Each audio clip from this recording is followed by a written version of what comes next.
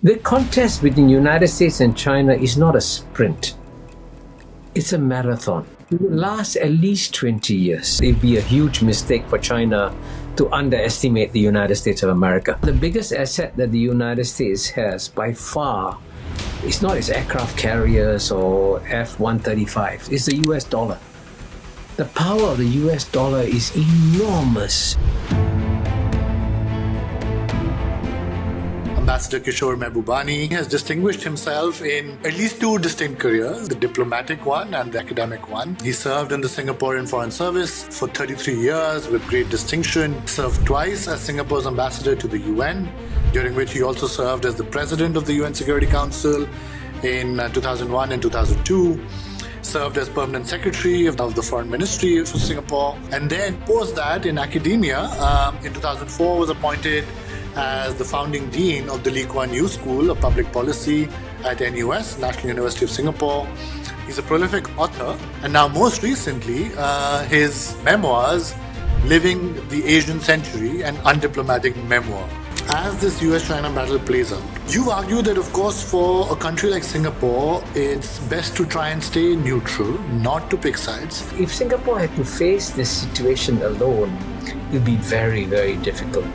But ASEAN countries collectively are taking a position that we want to be friends with the United States and we want to be friends with China. Unlike the Cold War, many countries within Asia seem to want a multipolar Asia. Does the Chinese establishment see the future of Asia as a multipolar Asia?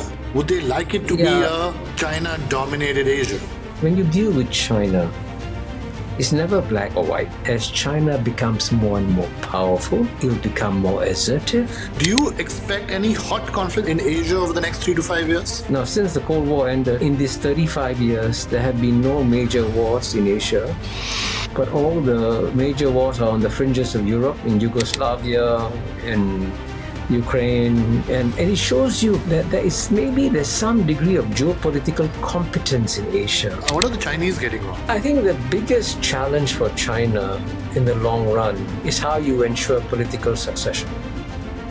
Because in China, it's very, very critical in their system to have a good, strong leader. I'm going to give you the secret of Singapore's success, free of charge. I captured this secret with a simple acronym, MPH, meritocracy, pragmatism, and then it's honest. Fighting corruption is the hardest thing in the world, and that's what Singapore has done an amazing job. What is India getting right today? The best way India can frighten the world is by opening up its economy.